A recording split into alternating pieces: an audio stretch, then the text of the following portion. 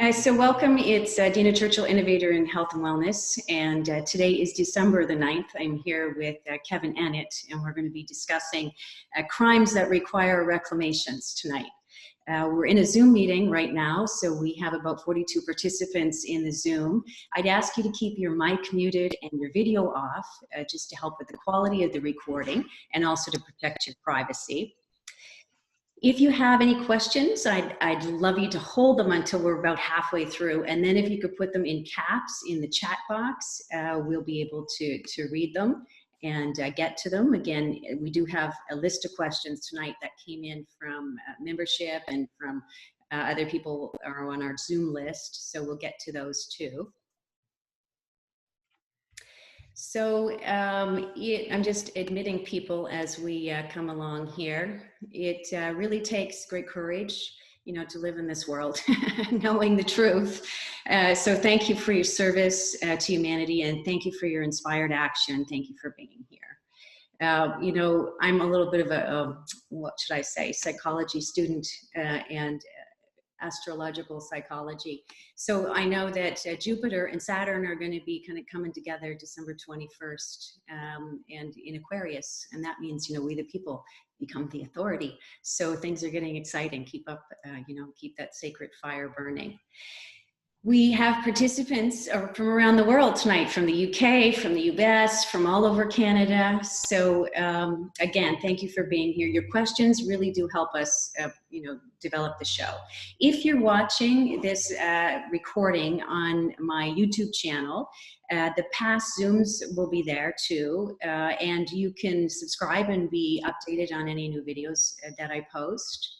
We just have more people coming in. We're up to 48 now. Also the BitChute channel, which I'll post in this link. Any of the videos that get deleted from Facebook and YouTube, I put on the BitChute channel. So those as censorship, increases, it's good for us to stay connected and have, a way that we can get information to you. So crimes that require reclamation. Kevin's going to start off and do a bit of a platform, but the question that I get asked probably a dozen times a week, setting up meetings and phone consultations, is about the masking. And, most people here will understand the science behind the mask, right? That it reduces your oxygen, doesn't protect against the virus. It's a sign of your submission to the agenda and really not about your health.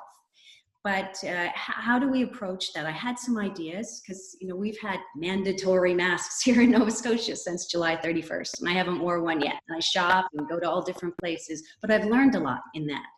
And I think if we can ask ourselves first, that Buddhist philosophy is a kind, is it necessary, and is it true? It really helps put you in a mindset and a heart set to kind of approach it. So what I've learned is saying, it's a fake pandemic is too shocking for most people. And it puts their kind of back up right away, and you're already into some sort of a tense, conflict. And then I can't wear a mask usually works well if you're in a hurry to kind of move through a crowd or get in somewhere quickly. I can't wear a mask because it reduces my immune system or oxygen is also really true, but it also adds a little bit of education to the process. I can't wear a mask. It reduces my oxygen. This is what I used yesterday in the parking lot of an apartment building, and also what I used today at IKEA. I can't wear a mask. It reduces my oxygen. When I did an oximeter, pulse oximeter reading, even after 10 minutes, it reduced my saturated oxygen from normal value to a value where I was in an area where I could have a cardiovascular incident. So and they kind of look, and this man in the parking lot said, yeah, I understand that because I have angina. And I said, yes, well, you should check with your doctor too, because perhaps you shouldn't be wearing a mask. Now, the lady at IKEA today, when I gave her the same spiel, she said, oh, so, well, you're just not setting a good example for the other customers. What will it look like? And I sort of agreed with her, exactly. This is what we need to do by us living.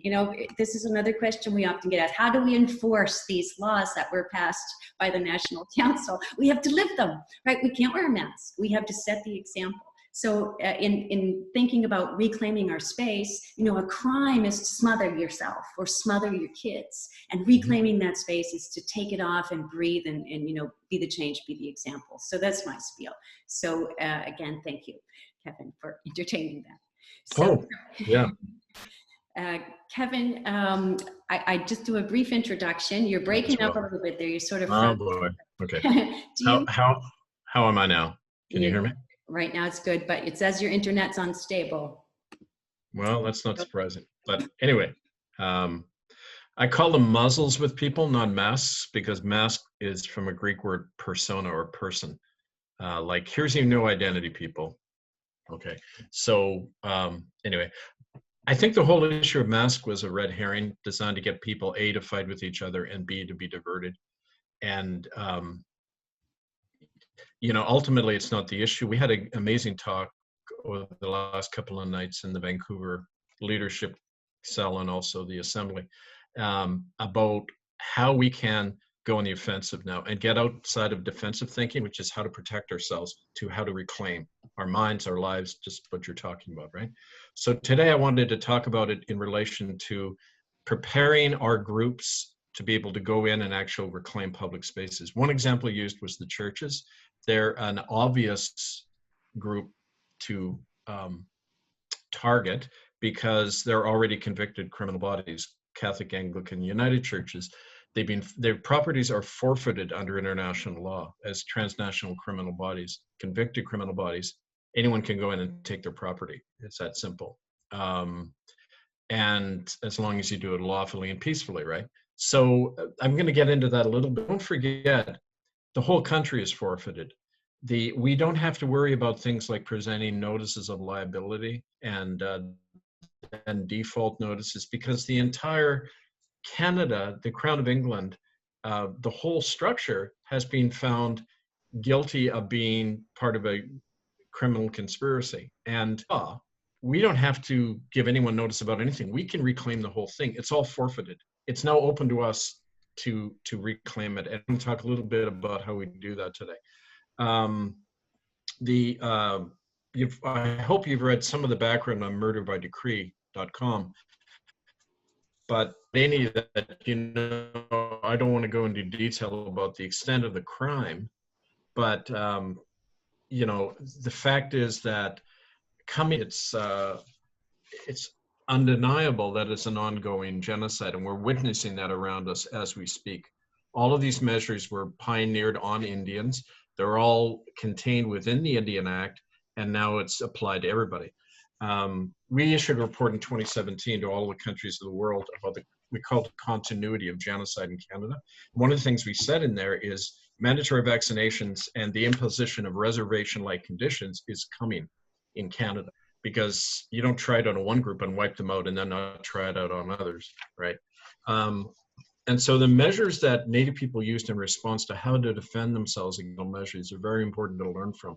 And in that regard, one of the first things I want to point to is, you might have remembered my reference to this, in the spring of 8, the hereditary chief for all of the Vancouver area, his name's CM Capilano, and he registered this thing. It's in the Supreme Court docket number S036483, Vancouver Registry of the BC Supreme Court. And in it, he evicted all of the Catholic, Anglican, and United churches from the Lower Mainland, because that was the traditional area of catchment area of the Squamish Nation. And 77 churches were legally evicted because they never got permission from him or his ancestors to build there. And they used those places to launch this genocidal attack on his people that wiped out so many of them. And so he ordered them off his land. He also, in the same order, made me his legal agent to enforce that eviction order. And that is why, when we began occupying the churches in Vancouver, the police would never intervene. And, you know, when you're going through this at first, you don't realize what's happening. Later, you start putting two and two together, and you realize we handed this eviction notice to the police when they first showed up outside Holy Rosary Catholic Church, where we had gone in that Sunday morning, and they looked at it and stood back because they knew. And in fact, one of the sergeants even said to me, well, if this is a legal order, we have to enforce it. So I said, okay, you're going to evict the Catholic Church now. And of course, politically, he couldn't.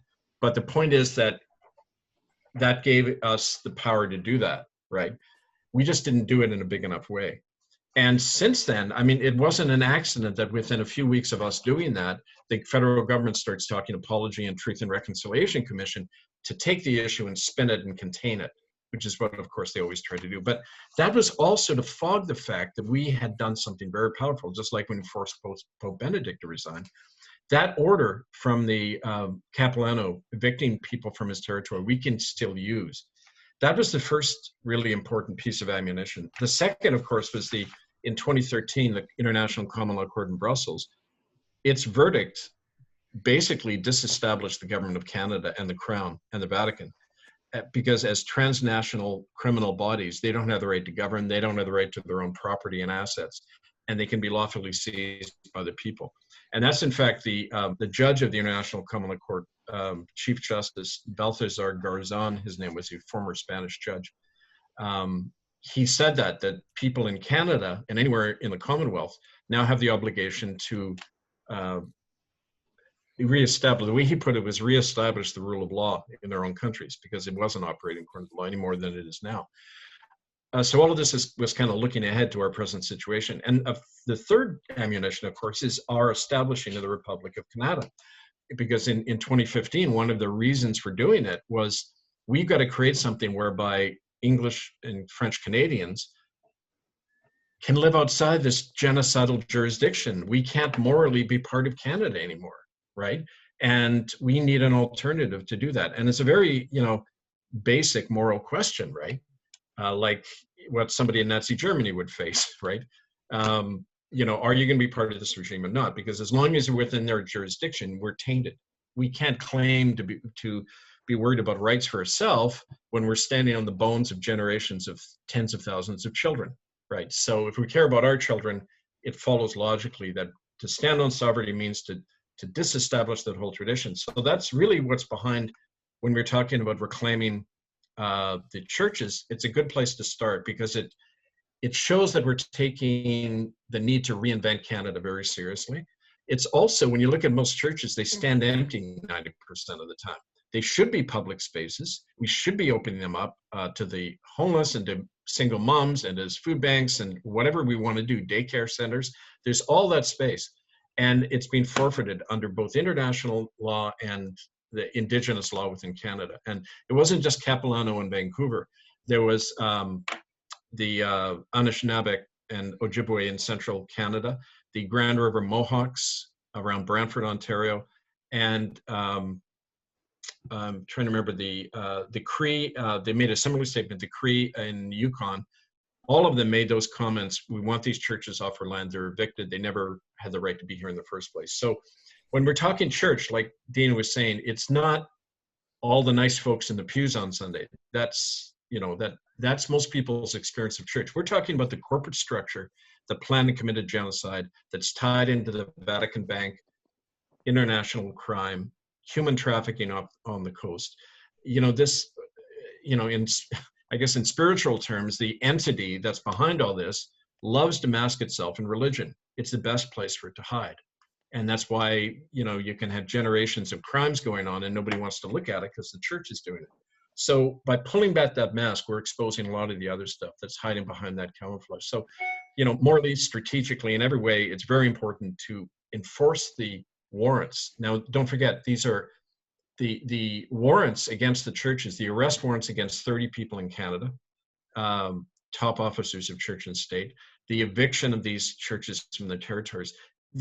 We're not creating anything new. We're simply enforcing the warrants that were passed by the court in 2013. So that's what we say when we go into these churches, as we've done before. You're evicted, here's a warrant, we're occupying it. Now, if we have enough people, and this is what we're planning in Vancouver, we're planning on January 15th to the 17th, that's a Friday to Sunday weekend. It's the 6th anniversary of the Proclamation of the Republic on January 15th. We want to do not only flag raisings, but these church reclamations. And several of the churches in Vancouver are important because they still operate as conduits for child trafficking. There's one Catholic church in particular that has tunnels running, and I've had staff members describe these to me. They run right to the waterfront, to the Vancouver Club, to the Anglicans' mission, to Seaman, the Flying Angels mission. They're all pipelines to human trafficking and drug trafficking. And so to get into these churches, we also get into those tunnels, and we intend to go in there and other places, but I won't mention. So it's very important, you know, literally to save children's lives to be doing this as well. So that's all part of our plan. But in order to do that, we need the next month, we're going to build up community support for this. We got a bunch of people and native people, urban natives in Vancouver who are hot to do this again. We want to invite in the whole community. So we have 100, 200 people in there. And at that point, the police can't do anything once we're in. But we don't just go in as a gesture. We go in to stay in. We're taking it over for good. So that's why when we do this the first time, it's going to be very well organized and serious. People can't just dabble in this. Once you go in, you're in for good. And we're reclaiming the buildings. So that's one idea. But we can get more into that in discussion or your comments about any of this. But you know, this model about the churches, we can apply that anywhere. We can apply it because don't forget, any Crown property is also forfeited. We're talking any government building, any courthouse, police stations, the whole bit. It's all within our jurisdiction to say this is all property of a convicted criminal body. So we have the right to lawfully seize it.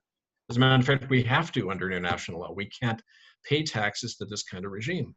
And that's why we reclaim the taxes, keep them in the community. It's all part of the same perspective. So I think I'll leave it at that because I wanted to mention the thing in January as well, and kind of as a guide to if other people are thinking along the same lines, but we can go into more of that in detail. So we have some new people here that haven't been here before. So if you don't know, Kevin Annett was a United Church minister and started exposing the crimes against church and state, and kind of lost his, what would you call it, your certification or your? Well, life, my livelihood, my family, they defrocked me in the first public defrocking in United Church history, like a show trial. But I've been blacklisted for the last over 20 years. Murderbydecree.com, it's all in there. So, and also, I mean, you're unemployable right now. So if you feel inspired to donate to the cause, because Kevin has, you know, he's working, so, you know, from dusk until dawn and then some, and said it, I don't know how many assemblies there are now, 50 assemblies, but he's donated hundreds of hours, even just to our assembly. So, you know, the Republic of Kanata website, there's a donate button. If you feel inspired this Christmas, that might be a good contribution. Thank you to Dena, who sent us the information on the flags out in Vancouver. This is the advantage of kind of having, you know, a community of Kanata. And Sammy, who's our somebody in our local assembly, is now researching that, you know, so maybe we can coordinate to do that flag raising at that same time. Maybe other assemblies, you know, might be interested in doing that who are on the call too.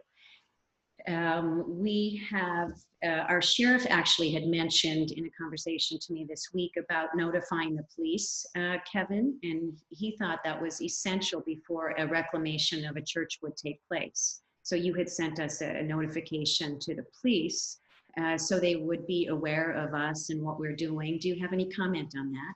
That's something, it just went up today on YouTube. I'm putting it, I just posted it. It's called a public notice and invitation to the police. There's a YouTube link there. We've already taken this letter around to cops in Vancouver, but we want to get this out and broadcast it to them as well, because a lot of the police stations are actually closed down, we're finding.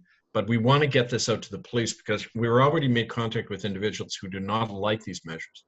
They don't like, this one cop wasn't even wearing a muzzle.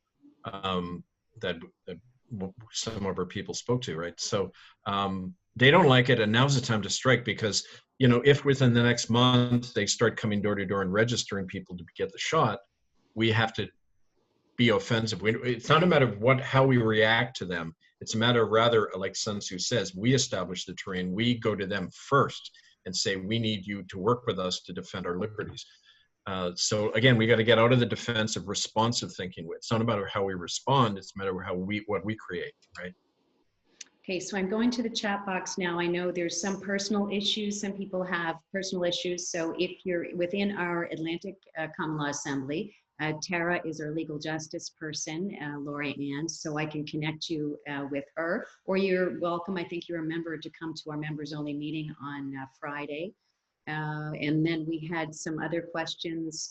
Dylan, does anyone have any experience in being in the Catholic Church on Spring Garden or know anything about the tunnel system under Halifax? Dylan, perhaps you could put your email address in there, your contact information, and if anyone has any experience about that, you could send it to Dylan. They make vaccines mandatory to nursing staff. You'll retire early. Yes, that's great, Lise. Apparently cops are supposed to be vaccinated first.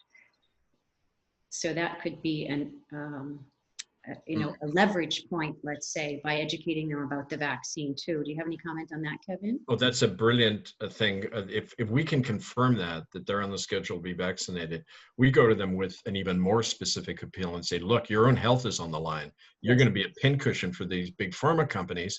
And, so I think that'd be a great basis of appealing to cops to say no for your own health and life, right?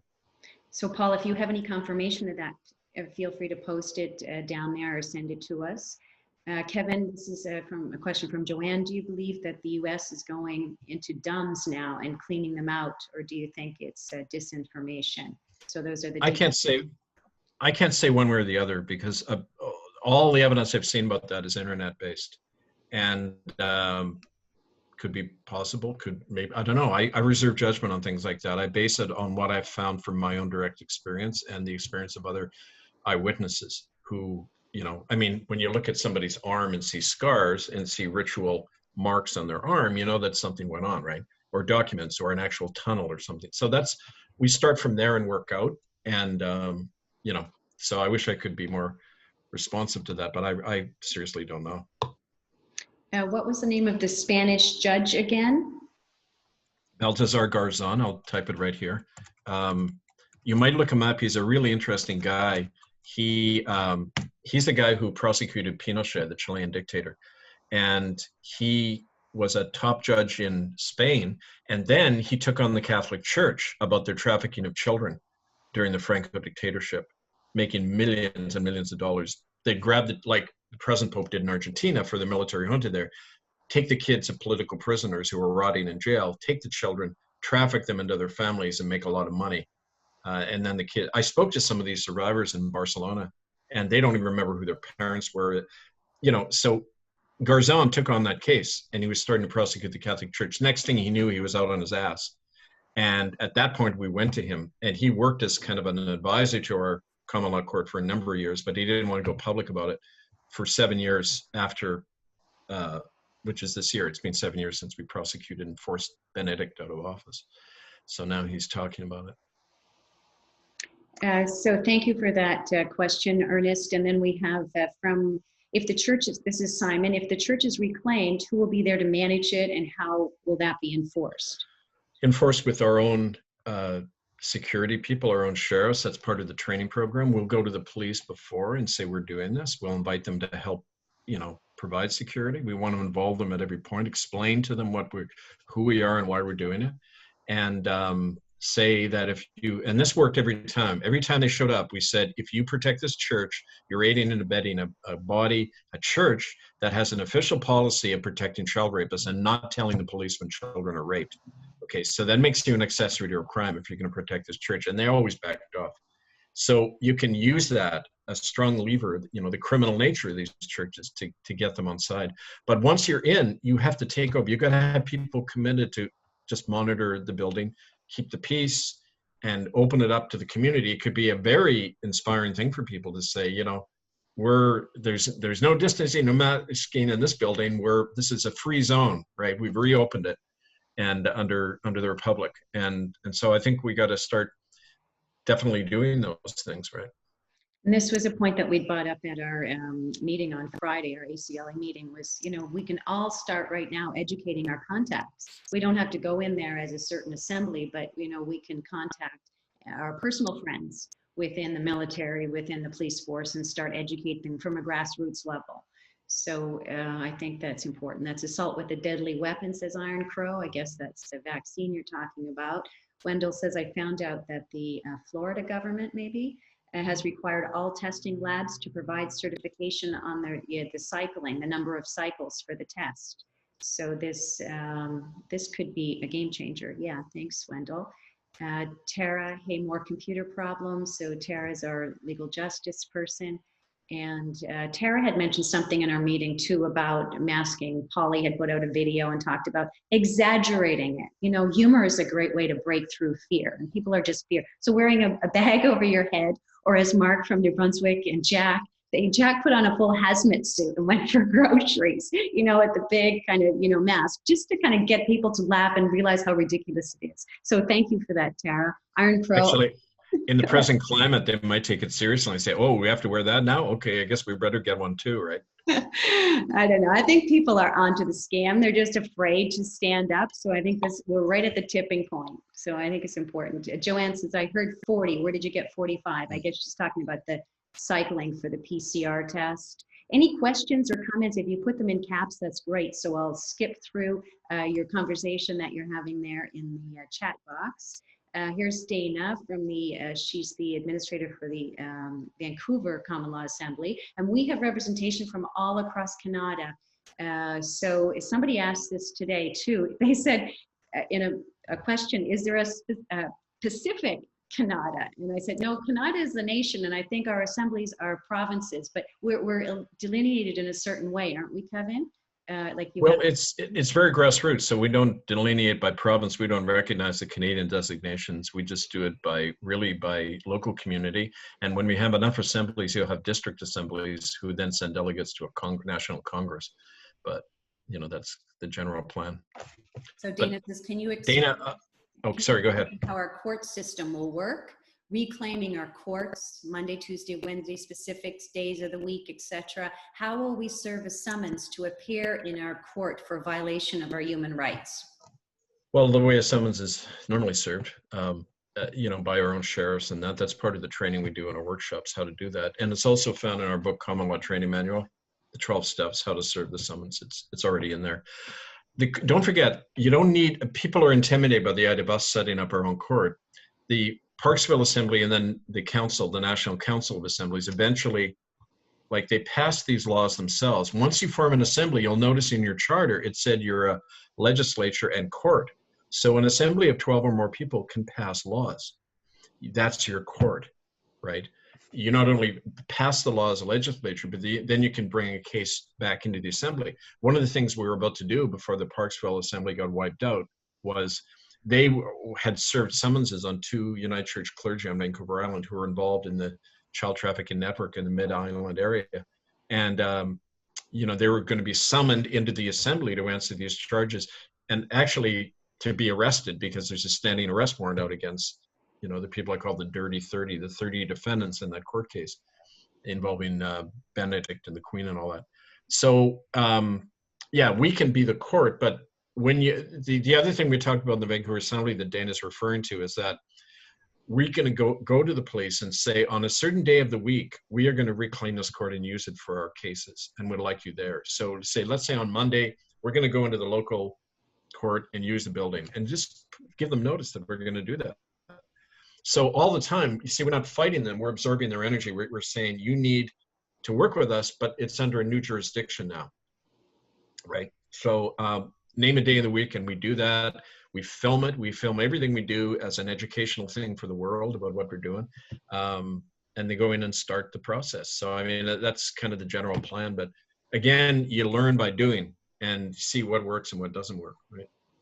So Paul, who's the convener to the Ontario Assembly, here's one article about vaccines and frontline workers. So again, that could be something that personally, you know, we send to you know, your friends in the police or the military. Canadian military says Wayne will want more information. Yes, so we have to give it to them. Brent asks on suggestions on how to speak with the police. As human beings, respectfully educate them, get them on board, say we want you to come to our workshops. We're planning meet and greets parties for the community, including inviting in the police. And eventually deputize them. That's what we want. We want to make them officers of the Republic. So a very attitude. Andrew says, how many CCP troops are visible on the West Coast within BC? Visible? I've never seen them. I've seen films. There was a film clip of apparently Chinese troops exercising on Salt Spring Island.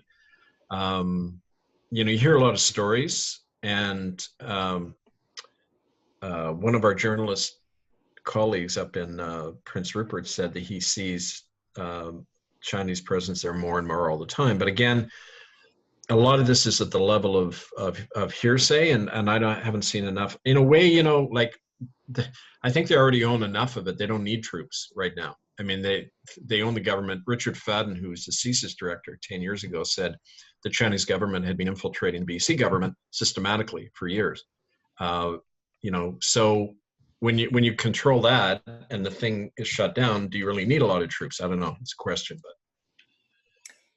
And Joanne says, can we ask the other chiefs to go to the churches and take them over too? You know, can we get a movement there?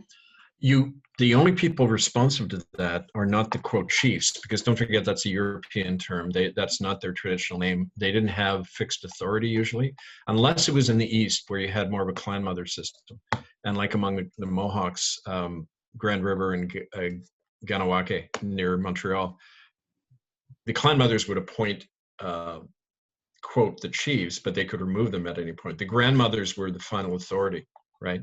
That was all replaced by the Indian Act. They threw out the grandmothers. They only allowed chief and council. That's still the case.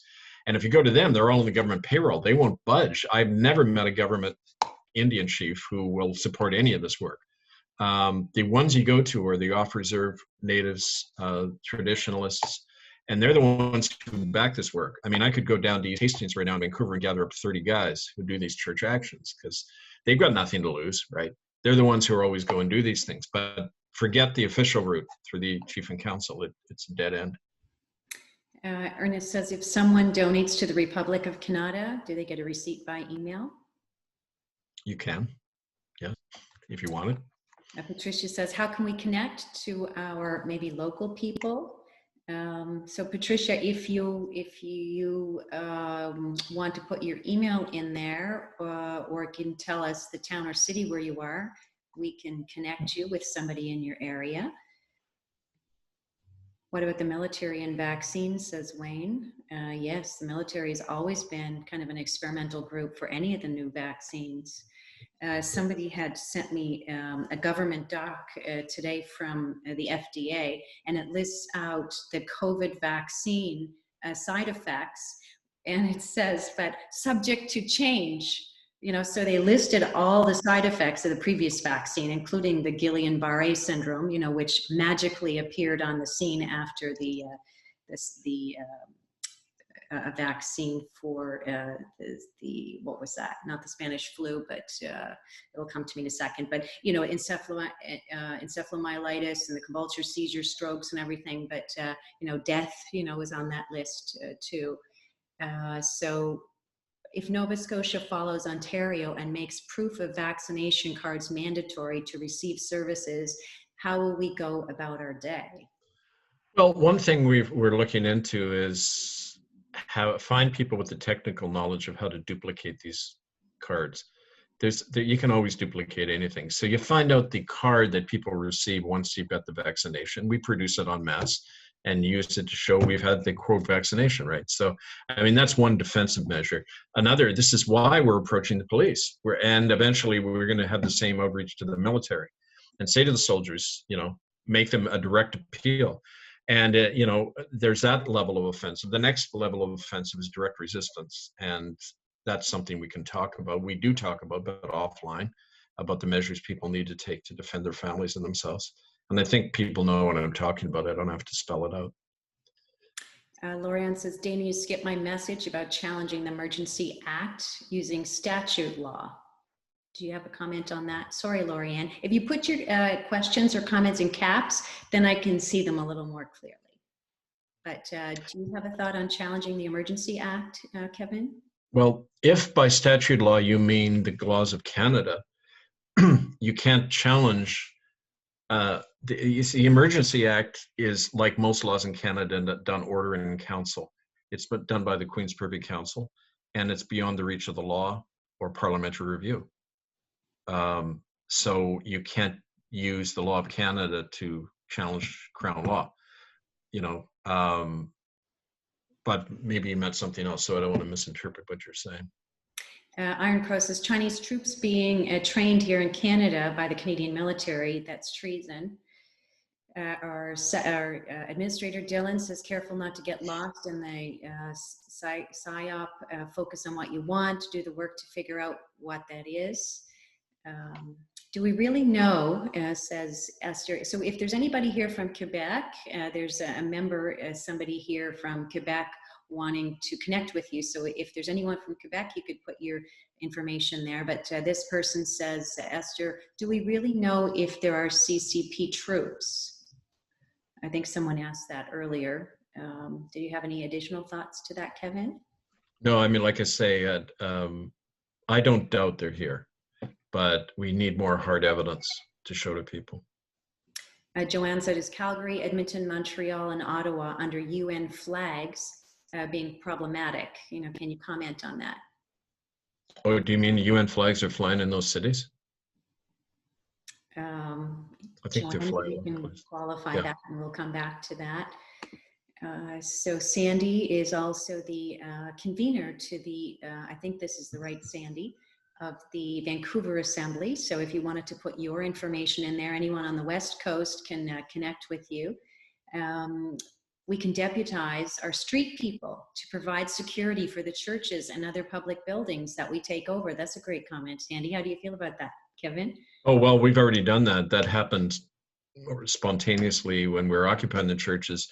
They would just come in and what's really neat when Native people are involved is white folks, especially church folks, are terrified of Indians. So you have like 5 or 10 disgruntled and disheveled street natives show up, and the priest literally ran out of the church when we showed up, right? So I wasn't just guilty conscience. We can use their we can use their fear and racism against them, right? For bringing it. Yeah, so that'll definitely work. We just have to harness that. Great. So we just had some more people coming on, Norm from New Brunswick and a few other people. So thank you for being here. I just ask you to keep your mic muted and your video off. That would be great. Thank you. Lorianne says, reality is a judge can order to kick you out of your house. Take vaccination. We need to start suing. Everyone talks and then don't walk. Suing. Okay. The question is, you can't use Canadian courts. There's no point. They don't even operate. When they do, they can't rule against the Crown. So sue in our courts, you're right, but that's just one step. Then to talk about enforcement, and that's how you don't talk, you walk through enforcement. And this is really what our focus today should be about, right? How we go about it, how we train to take these direct measures and not wait to be attacked, right?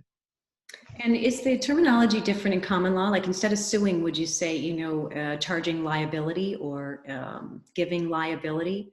I've heard both used. I mean, no, I think people use, that's the thing about common law. It's creative. It changes all the time with precedent and new cases. So we can reinvent the language all we like, right? We're not straitjacketed. So Wayne puts in a link there about the ChineseFiles.com from the government. Dena says, do not comply.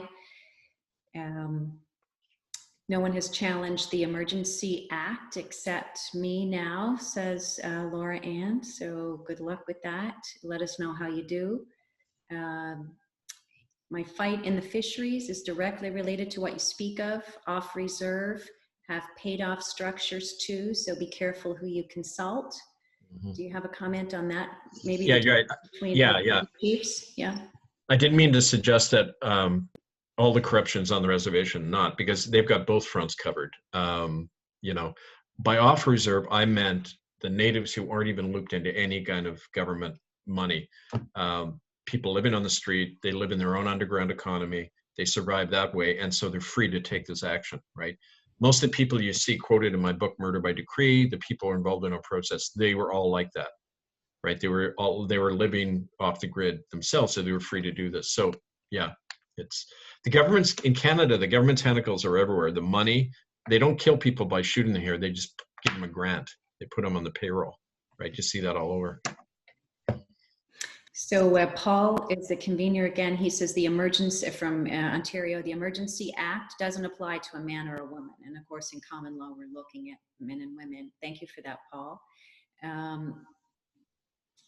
people, Patricia, interested in doing their part. So if somebody's watching this right now, Kevin, and they haven't been a part of our Zooms before, they're not part of an assembly, what would you suggest? Someone's brand new to this, but they just know things are wrong and they want to make a change. What would you suggest to them? Well, read our website, republicofcanada.ca, and some of the books you find on murderbydecree.com. Talk to us. Find someone who you can start talking to about all this stuff. And we've got a lot of people in the network who are knowledgeable all sorts of stuff. So it depends where they live, but they could be people very near and you don't even know, because you've got to plug into our network of contacts, and there's thousands of them all over now. We can't even administer it. There's so many volunteers. So we got to just plug into the right people. So just say where you live, what do you want to know, that kind of thing. Start the dialogue, right? Dena from the Vancouver Assembly has put her information up there. So again, thank you for that. There's nothing to challenge, just ignore. That's a great comment, Paul. Walking into the story you mentioned earlier and just pretending like you own the place, not answering any questions. Common law supersedes admiralty law, says Brent. Laura Ann, a case law based on ruling from a judge that determines statute law in regards to what we're allowed to have during a state of emergency. That might be a good point, Kevin, to say about how the courts and the judges are already corrupt, in our current legal system. In your books. Yeah, the corruption is a consequence of something, but it's really a consequence of a system set up whereby you have rights defined for you. The minute you have a right defined, it's restricted and limited. So that's why we said in our Charter of Liberties, in the case for Kanata, just by saying you have these rights does not in any way restrict them. Rights are like deity. It's unlimited. There's no limit to our freedom, inborn freedom. And so when you say what rights are we allowed, rights are never allowed. They're never given to you. They're inborn. You don't have to get permission to practice an inborn liberty. But a right, a Charter of Rights, those are 4 privileges you were granted that the government can take away because they're just an act of parliament, you see. So it's the Roman notion of law that they're gifts given. If you're a good boring girl, you get a gift. And then they'll be taken away from that. That has nothing to do with common law notion of life, liberty, and pursuit of happiness. If you're good, you get to breathe. You can take off your muzzle. I was thinking one advantage of the muzzle is no facial recognition. It helps me. It helps me a lot. You go around like this, they can't see where Kevin Annett is. That's great. It helps us. So you got to kind of like turn it to your advantage. Just kind of finger all the TV cameras, right? You don't see me. Patricia says, is there not a nanochip in the vaccine? So yeah, there's a video that I actually sent. I'm going to see if I can post it, of the ingredients of the COVID vaccine before it's over. I did post some links earlier, so to our assembly, Kevin's contact information, my information, and a video about MDs who are talking about the vaccine and the current craziness. Card is easy to make. I did membership cards. Okay, they're talking about membership cards. What rights are we allowed to have during a state of emergency? Laura Ann likes that question. Well, I mean, again, allowed is whatever they want. They could say you don't have any. If you're operating in their mindset, in their system, you give whatever you're given. You take whatever you're given. But we're not in their system, so they can't take away from us or give us anything. We don't recognize their authority to do that. So some mask stories there from Tara, and de facto government from Brent. In New Germany, anyone from this area, so somebody just posted that request in the chat box. If you're from New Germany, in Nova Scotia, that is, not Germany, you could post your information there. Our Constitution would profit the mandatory. Our Constitution would prohibit, I guess, the mandatory. So that might be something to talk about. I've had a lot of questions with small business. I spent about an hour on a phone with a small business person in Nova Scotia saying, I know this is all bullshit, but how can I keep my business running? And how can I serve people and not have the government come and lock me down or close me down? What would you advise for a small business person right now? Like to post the laws that were passed by the National Council outside of their door, to say you're not a part of the corporation, or What advice would you give them, Kevin? Well, definitely do that. But again, that's another defensive measure. And we have to unite people so they have community power to resist these things, right? In the short run, you might not be able to do a lot. I mean, if they want to target you and take away your license and all that, they can do that. And we can't offer guarantees to people. Now we can't give you an ironclad guarantee that if you do this, you're going to be safe, because people have to go through that discovery of losing and sacrificing, and then it cleanses you in a way and then wakens you up to new things. When you think back in your life, a lot of us learn through loss, right? I'm not going to prohibit somebody from that experience. I'm not going to say, here's a way to protect yourself so you don't have to learn what the system is really about. You can live in your little cocoon of false security, right? That's not what we're about. We're, in a way, I hope people get repressed. Repression is the best thing to wake people up. And it did me. I mean, I wouldn't go back. I went through an incredible hell, but that's how I got to this place, right? So I don't think we should worry so much about how to protect people, but how to be effective in challenging this and going forward in what we know has to be done, right? And so anyway, that's on that. And that's a good point, not to have to fit into the current system, because you'll have to kind of keep bowing and to their agenda. But something that we've done in our assembly, Ainsley's put together a skill set list. So even though my license, I surrendered my chiropractic license as a regulated healthcare practitioner, I could set up within our Kanata, within Right. our local assembly as a healer, just not Right. regulated.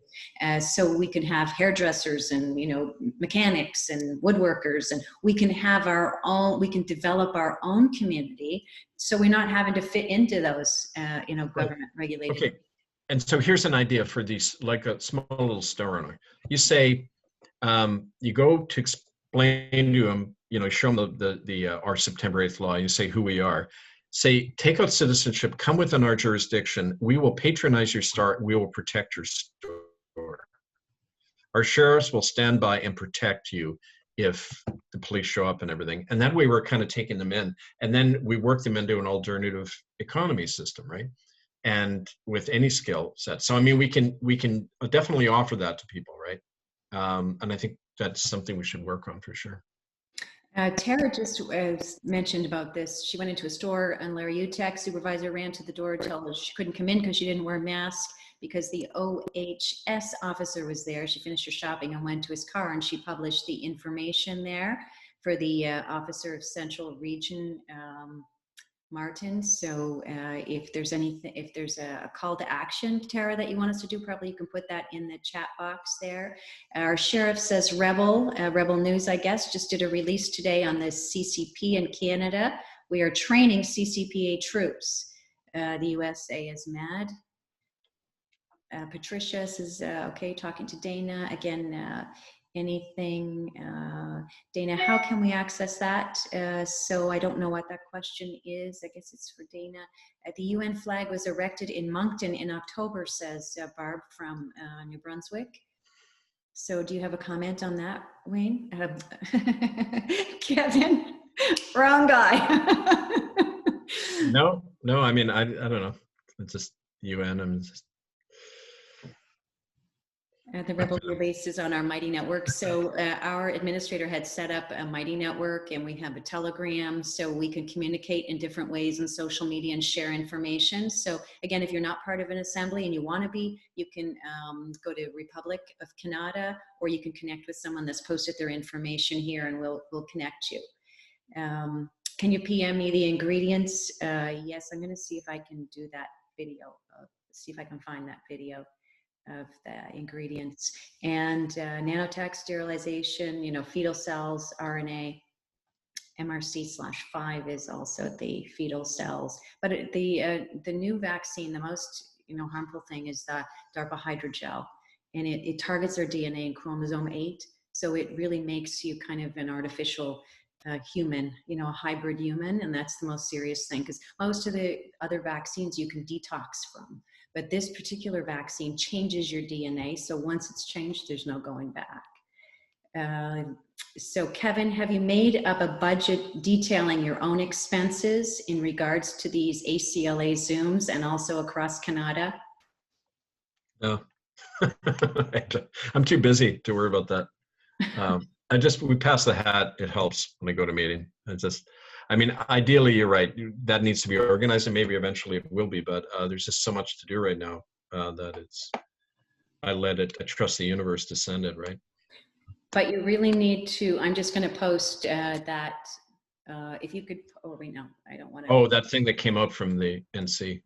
Yeah, a little, the National Council just put out a protocol based on experiences I've had traveling in the West. People get kind of pissed off when we ask for help in covering my travel expenses. And it's just, they have like a protocol that people, if they want me to come to the area, they got to pay the way, they've got to brief me beforehand. It's got to be organized instead of just, yeah, show up, Kevin, and we'll have a talk, right? So anyway, that we can put that up.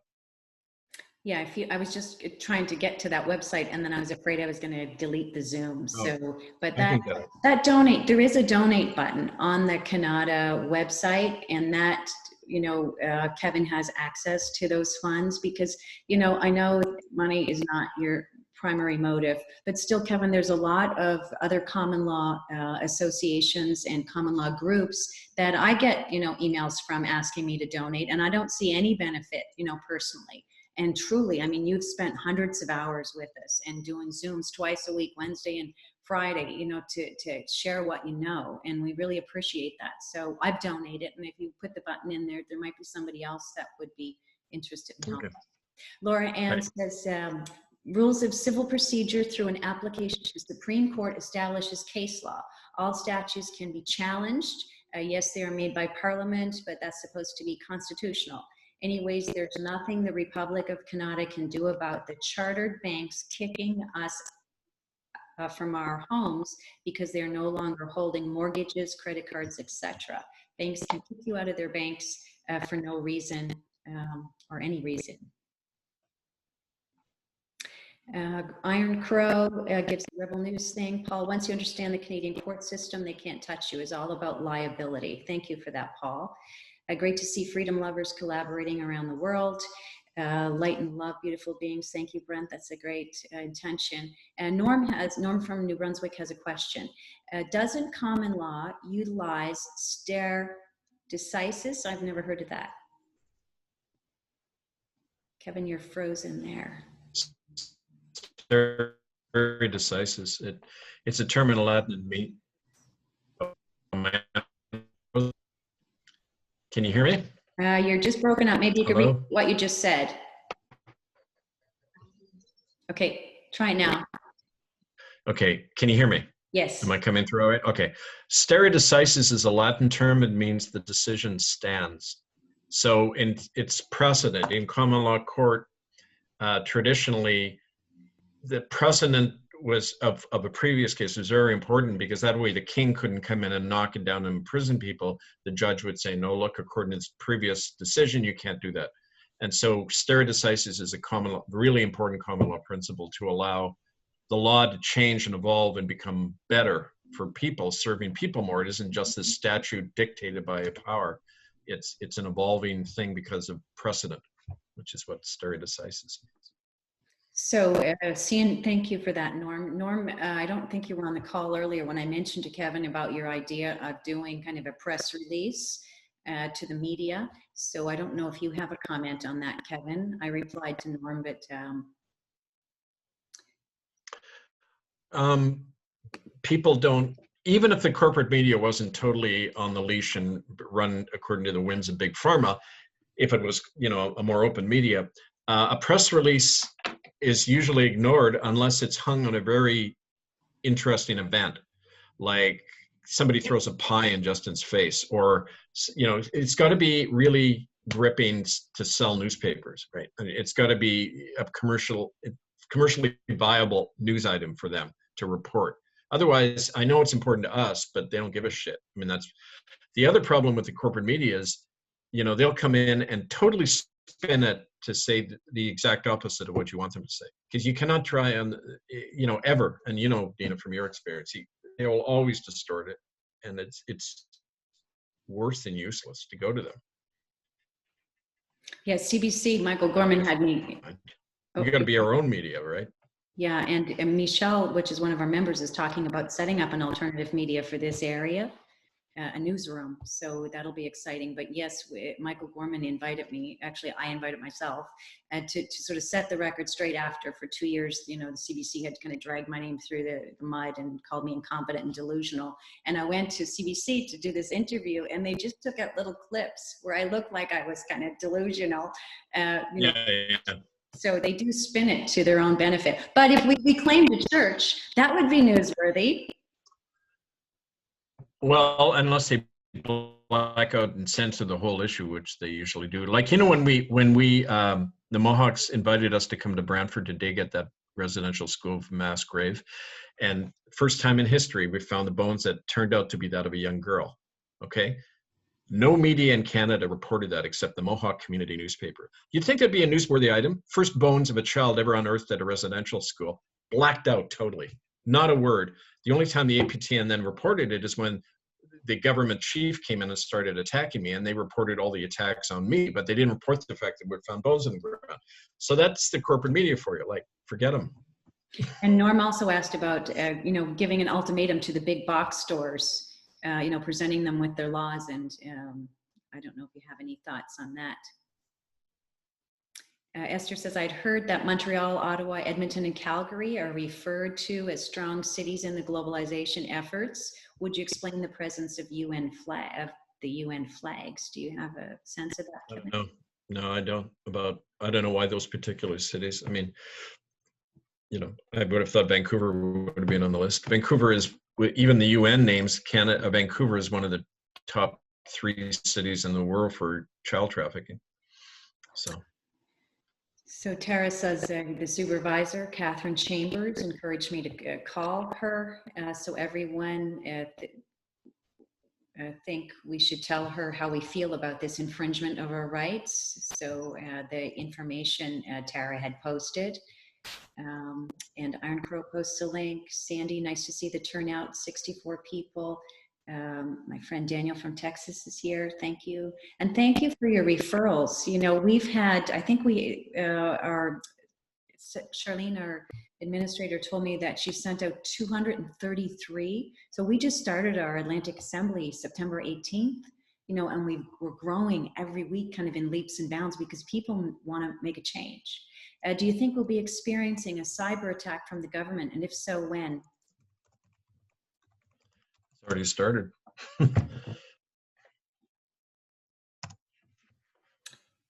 Where souls inform, one is the key, oneness, vaccine equals death. Yes, there's nothing in a vaccine that's any good for your body. You know, there's not one ingredient that actually strengthens your immune system, and lots of things to sort of take you out quickly or slowly. Paul says, but if we're dragged into the Canadian court against our will, there's a major liability. Claim medical exemption, says another person here. Engaged in grant renovations now, had no idea what the implications were when we were accepted for the grant after waiting 3 years. What can we do to disengage from the corporate engagement at this stage of the game? Which corporate engagement? Grant renovations. I'm not sure, Linda, if you wanted to sort of clarify that a little bit more.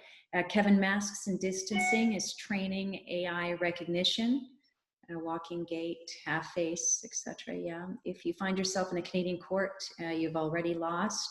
Yeah, so you often recommend that, Kevin, right? Is just you know, don't go into court unless we're taking it over, we're running it, right? Yeah, that's the only time to go into court. When you, it's kind of like the only time Jesus ever entered into a church was to trash the place. Turn the tables over. That's right. Throw out the tax. Same thing here. Yeah. The tax man, right? I mean, this is important. I was shocked by that our taxes are being sent to the Vatican. So even if we're not Catholic, we are supporting the pedophiles. We're supporting in our taxes that get these free, you know, free vaccines. We're actually paying for our own demise. It's called the financial concordat with the Vatican. Yeah, it's a wild. Can you put that link in there again? Because it's I really I miss it each time because I don't. Concordatwatch.eu tells you all about the Concordat agreements. And Jen comments about the doctors video, doctors from around the world, just saying how concerned they are over this vaccine. Thank you, Jen, for that. Yeah, I posted it earlier, but if you have the link handy about the MDs, the doctors, this is a great one to share. Thus, I've shared it with politicians and schools and radio stations. And Roy Martin says, surely our Constitution prohibits mandatory vaccination. Our Constitution of Kanata, Roy, or the Constitution of Canada? Maybe you could clarify that. If you haven't seen it already, there is a draft constitution for Kanata. So if you're a citizen of Kanata, you get to have a say and to send in your information and ideas for that. They won't let us in. We're not a man or woman. And then someone else says, do you know David Hawkins in BC? He's a missing. Yep. Do you have any comments on that, Kevin? I haven't read his stuff on missing women, because it isn't missing women, it's whole missing families, whole areas are being depopulated. The missing women story was a cover story to cover the fact that the Chinese and others have been cleaning out whole areas there for the last 10, 20 years. Anyone on the street can tell you stories about this that turn your hair. But yeah, I met David once at a seminar, but haven't had too much contact. Your documentary, Unrelenting, and Your Murder by Decree. Unrepentant. Unrepented or repentant? Unrepentant. And it's unrelenting. Yeah. But and Murder by Decree are great resources. It was kind of horrible to kind of listen to all that. But thank you, Brent. Amen. 2020 has been amazing. Yes, the corruption, we're unrooting the rot. Norm says, here are the numbers, facts, and data which proves COVID is a fiction and never was a pandemic. Thank you for that, Norm. Answer your question, door-to-door cops. So Paul actually suggested too that we have a workshop in how to approach our police and military. So I think the notification was the start of that, Paul, but maybe we can get back to our Kanata Zooms next week. Welcome to the age of Aquarius. Tell me don't answer the question. Anything else there that you see, Kevin? Thank you for your participation, by the way. This is great. And if you have any links that you're wanting to share, to post it. I think somebody's on the line. Maybe Charlene can copy or Dylan, copy our chat box. So that'll be available. If you miss the links, you can connect with me and I can send that out to you. So again, if there's anything that you want me to read out, a comment or question for Kevin, if you could put it in caps, that would be great, so I can scan through quickly. What are you working on now, Kevin? I'd like to say bourbon. That's my dad's answer to it, but I don't drink. But I love that comeback. Bourbon. I don't reckon too much to even describe, but one of the new things we're working on is we're looking for a spot to actually have a national office, and so I've been doing more kind of national stuff, although working quite heavily on the West Coast with things, and really focusing on the reclamation actions and preparing sheriffs to help lead that. That's that was put up by Chief Capilano. We handed that out to all the churches, say, get off our land, 2008. And anyway, one example. So we're coming up close to the hour. You probably have to go, Kevin. I'll just go through this quickly. Paul said, don't be intimidated. He had 4 cop cars and 6 cop cars outside of his place. Yes, Paul, I've had 3 cop cars come, because I wasn't wearing a mask, and I just pulled out my citizenship card and said, I'm a citizen of Kanata. I'm no longer under the corrupt rules. Give them the information, and I just, left. So if you're intimidated and you're fearful, they're like dogs. They smell that. You got to sort of stand in your own power.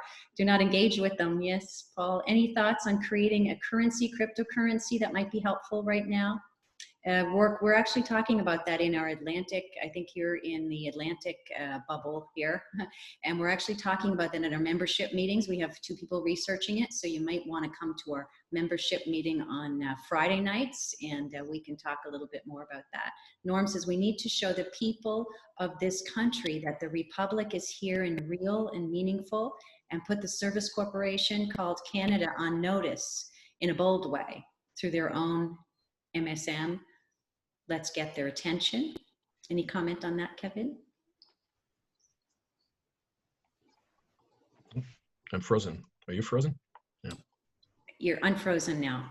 Oh. Well, it's better to be frozen than frigid. Well, you still look a little cold, though. You're still kind of like a little Sorry, slow, but I'm freezing. It's okay. Maybe I turned 65 in February. Maybe that's what it is. happy early birthday. Thank you. So can you post notices on your door? So these notices to the police, this is a great question, Paul, from Convener from Ontario. Can you post notices on your door, like for small businesses in particular? Or what do you suggest, Kevin? Well, we not only the notices, but we have these little stickers with the Republic flag, and basically say this place is under the jurisdiction of the Republic. Do not enter, right? Kind of thing, right? So there's all sorts of ways flying the flag. Dena on the West Coast can maybe mention this, but they ordered how many flags? 15. They've got 15 flags now, and people are all ordering these all over the place, right? So that's great. Dana, if you would put your information in again in the chat box and just put flags, Kanata flags, and I think Sammy's on the line. Sammy's actually looking at that for Atlantic Canada. So Sammy, if you're still here online and you want to put your contact information, because that is a great way of reclaiming the space with a flag, yep. Isn't it? Well, when you go into a public building, a courthouse, raise the flag, and we're going to have bagpipers. When we do flag raisings, we always want a bagpiper and native drum in there. Very powerful, right?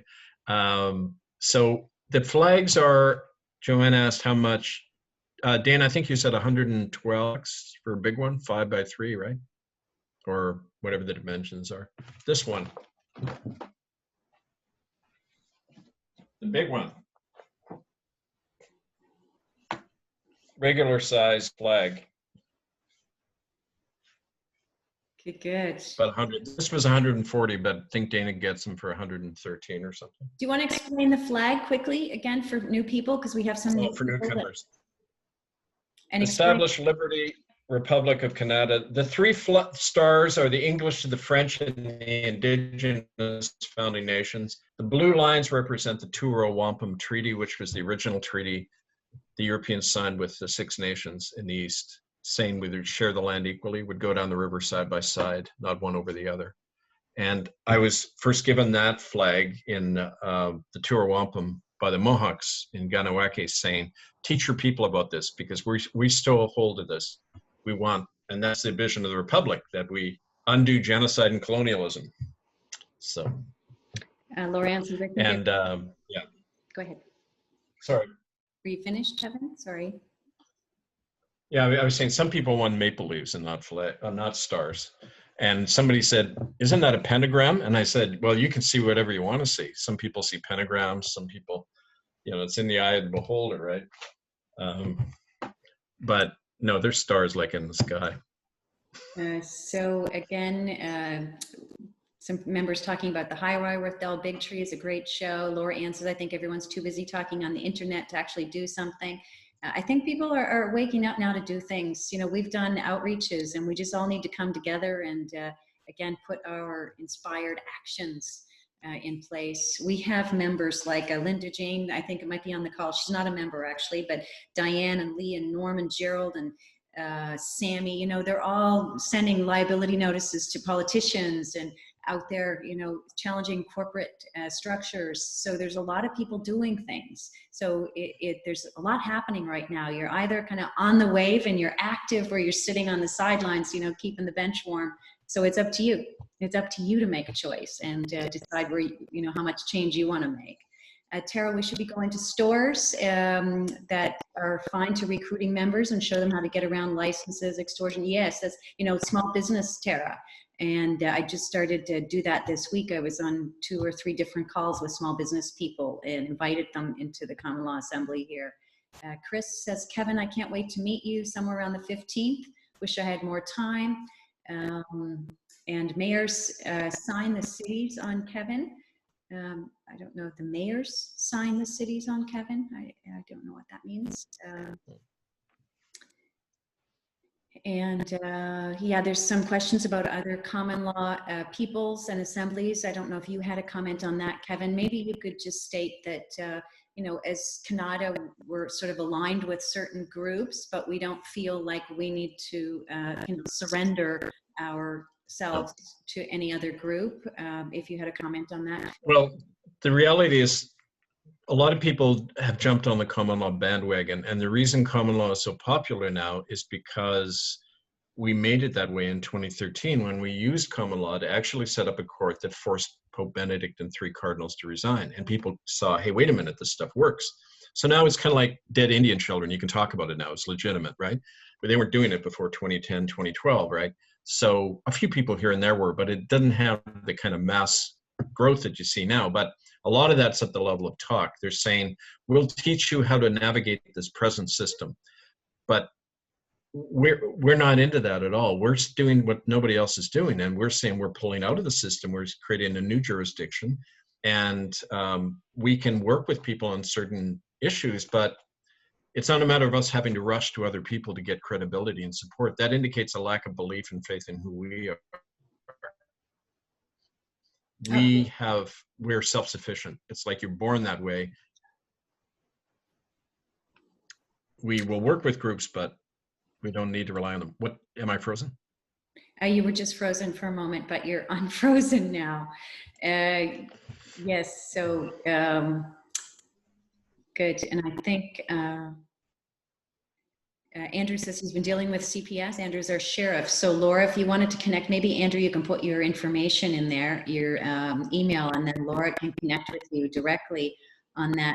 You know, what I think is important, I mean, common law is about sovereignty. So anyone that says, I have it handled, I'm taking this to court, you don't have to worry, you can sit back, that makes me a little nervous. You know, I really love teachers that empower each individual to their own sovereign minds. And that's what you've done for us, Kevin. So I just thank you with your books. You know, we've ordered books for our assembly members, A Murder by Decree. I mean, how many books have you written on common law? 16? Well, no, I've written 17 books in total, and the vast majority of those, over a dozen, are on genocide, common law, whistleblower manual, you know, just like on that general theme, yeah. But you can see it all on Amazon. Just put it in my name, or murderbydecree.com. Wayne Plant, why don't we take over a church? Yeah, we're planning that. I've been talking, Dana and I spoke to Wayne, and we're going to talk to Andrew too about that, coordinating something in Halifax. So we probably should talk to our Halifax police before that time. So I have some friends in there. So I just ask you to keep your mic muted and your video off would be great. Thank you. Oh, before I forget, our sheriffs have been reaching out to Andrew. I don't know if the emails are not getting through, but they're not hearing back from him. So Andrew, I would really urge you to write to me and I'll connect you up, or Dana. Dana, put your email in there and you can connect them with Peter and the other sheriffs. I know Andrew we're having some problems, strangely enough, with our emails in the assembly, and Andrew just got a new phone. His SIM card was burnt up. You know, Michelle has gone through his 4th computer because his motherboard fried. So there's, you know, lots of strange happenings out there when you're making changes and, you know, being a leader. So Ernest has a note to Rourke. Jen posted the BitChute channel. So any other questions or comments, Kevin, that you would like to say before we close? Any closing remarks? Well, the kind of the topic tonight about you know, the criminal swamp we've come out of and are still in, requiring these reclamations. It happens on many levels, like the level you're talking about, personal. But also we have to be continually acting to show people that we're not part of this criminal regime. We need to be trained how to reclaim, and that's a long process. It's not a simple thing. You go in and just take a church or another public building. You got to be trained in it, and people are going to be very serious about it. Once they start it, you can't back off. You got to keep going on it. So we only want people who are serious, and there may not be a lot of people right now, but we got to find those people. So please write to us. We're forming this network, reclamation network, across the Republic. But right now, we all can take up responsibility of connecting with military people, with contacts in the police, in school systems. You know, we can approach people on a personal level, one-to-one, and give them the information. So when this happens, you know, later on, they have kind of preliminary framework. Lise says, is there any members from New Brunswick who live under the Common Law Republic? Yes, Lise. So Kim and Mark are actually forming an assembly in New Brunswick. We're really excited about that. So if you want to send me an email, I posted my email earlier in the chat. I will connect you to those people. And this is great. This is the purpose in having this sort of global meeting, is that we can pair up people so you can have local supports and feel supported, you know, in this endeavor. Dena, stop paying income tax to your employer, redo the TD1 forms, put our money into our assemblies and into Kevin's work. Great point, Dena, who's the administrator of Vancouver. Do you have a comment about that, Kevin? Right. No, I agree. But I just wanted to, answering the previous thing,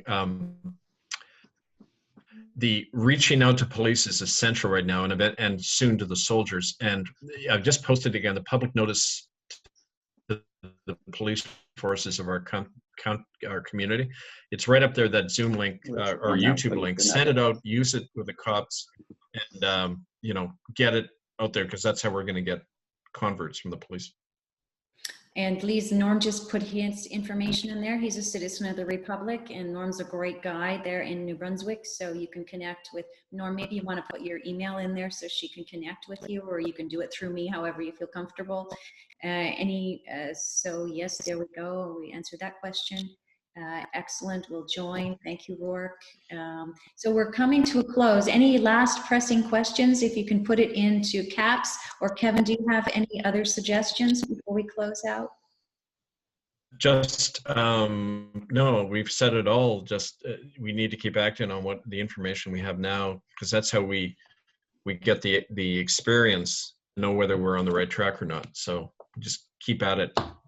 I'm just going to, Dana, who's doing the flags for the West Coast, DAYNAFURST at protonmail.com for flags. And Semi is doing it on the East Coast, Atlantic Canada, SAMMYLUC 777 at gmail.com. So if you're interested in flags on the west side of Canada, you have a contact. If you're here in Atlantic Canada, you have a contact too. Oh, don't forget, flags are for raising and for display. They're not for sitting on your shelf or just in your own personal living room. We want to display it all the time, drive around with it. You know, I know a guy in Kitchener, he's a disabled guy, and he has a flag, a mini version of our flag, and goes around downtown all the time yelling about the Republic. So that's what we need to do. Do flag raisings all the time and have music there too. And Terrace's call to action: send Christmas cards to neighbors with a note about common law, and send them to military personnel. Yes, I did put a note on my Christmas cards, and I also put in the signature, you know, our Atlantic Common Law on my emails. So every email that goes out, they get the, you know, Atlantic Common Law website. And again, of course, not wearing a mask, you attract lots of opportunities to educate. So Norm, you've got the information above for flags. People are connecting there in different parts. Too many satanic stars, says Joanne. She's not into a flag. I have a flag vector file. Okay, so I just will close. Any other questions that you see there, Kevin, that you have time to answer? No. So there's so many good links. So I hope Dylan or Charlene can copy our chat box. So if anyone's looking for the links that have been on this call, we could share them. And thank you all for being here. Thank you for your questions, because it really helps formulate our show. Thank you for the conveners and secretaries that show up from other parts of Kanata. To the new people who are just learning about common law, thank you for your inspired action and wanting to join. The links, Kevin's contact information, Murder by Decree. Oh, the radio show. Kevin, your radio show that you do on Sundays is a great way to stay kind of educated in common law current. So Kevin will put that in the chat box. And maybe you might say it as well, Kevin, or the bbsradio.com/whowestand, Sunday, 7 p.m. Atlantic time. And if you're watching this in a recording in the YouTube channel, again, I'll post the links to our contact information, to the Republic, where to get flags on the West Coast and East Coast. And, you know we're making a change. We just have to, again, keep the fire burning. So again, thank you for being here every Wednesday, 7 o'clock. If you want to be added to our Zoom notification list, you can contact me. My email's there. And again, blessings and thanks. Thank you, Kevin, for everything you Thanks, do. everyone. Thanks, Dana. Thanks to you all. Carry it on. Thank you, everyone. Good night, everyone. You can come on and say good night if you want. Good night. Everybody. Night. Good night, Catherine. Good night, Jen, Wendell, Night. Ernie, Thanks, guys. Norm, Tara. Good night. Thank you. Good night. Thank you. Thank you.